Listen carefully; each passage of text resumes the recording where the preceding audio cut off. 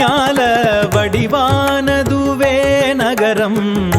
நல்லனவே மற்றெல்லாம் உள்ளனவே பெருக பெருஞால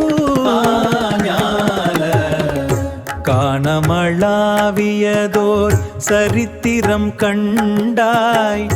வல்லமையேமை பேரனந்தம் கொண்டாய் நாம் எனும் பிரதம நன்மையின் செறிவே வாழும் கம்பீர நாட்டையாக்கும் நற்றமிழே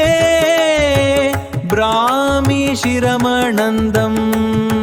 தமிழ் தருநகரே சதுரகம் என்னும் அகவடிவாகும் புகழது கொள்ளும்